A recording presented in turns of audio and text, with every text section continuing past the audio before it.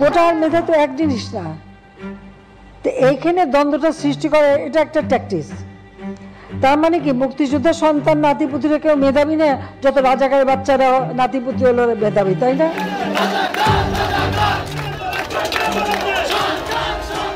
2025 সালের 14 জুলাই বাংলাদেশের ইতিহাসে ছাত্র আন্দোলনের আরেক নতুন মোড়।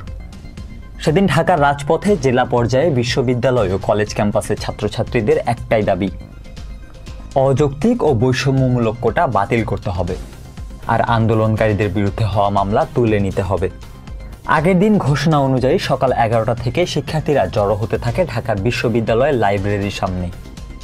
বেলা 12টায় শুরু হয় বঙ্গভবন অভিমুখে পদযাত্রা। পুলিশ ব্যারিকেড তৈরি করে শিক্ষার্থীদের রুখে দিতে, কিন্তু বাধা উপেক্ষা করে শিক্ষার্থীরা এগিয়ে যান 0 পয়েন্ট পর্যন্ত। সেখানে বসে পড়ে চালিয়ে যান স্লোগান ও অবস্থান। গুলিস্তানে পুলিশ মোতায়েন করে জল কামান ও সাজোয়া যান। প্রচণ্ড বৃষ্টি আর পুলিশের প্রস্তুতির মধ্যেও দমেনি আন্দোলনরত শিক্ষার্থীরা।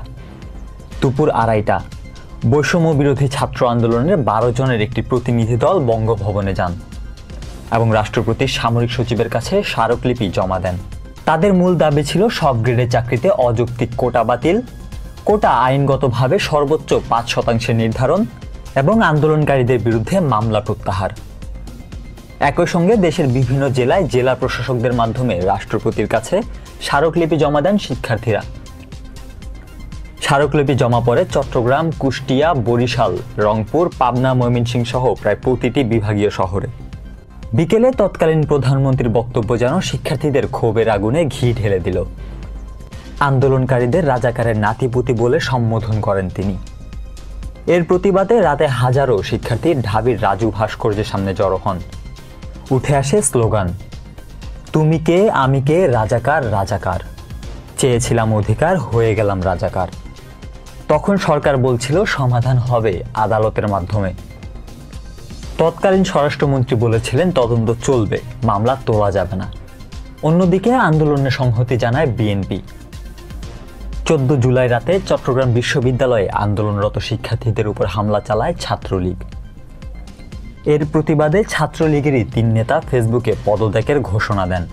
রাত 1:30টার দিকে ঢাকা বিশ্ববিদ্যালয়ের ছাত্রছাত্রীরা হলমুখী হন, কিন্তু এই আন্দোলনের আগুন তখনও নিভে যায়নি। 14 জুলাই ছিল শুধু শুরু, একটি প্রজন্মের ন্যায় বিচারের পথে লড়াইয়ের আরেক অধ্যায়। কোটা সংস্কার আন্দোলন ধীরে ধীরে রাষ্ট্র সংস্কার আন্দোলনে পরিণত হওয়ার ক্ষেত্রে 14 জুলাই কী ধরনের ভূমিকা ছিল বলে আপনি মনে করেন? জানাতে পারেন কমেন্ট বক্সে। ভিডিওটি ভালো লেগে থাকলে লাইক করুন, শেয়ার করুন, সাবস্ক্রাইব করুন আমাদের চ্যানেল দ্য রিপোর্ট.লাইভ।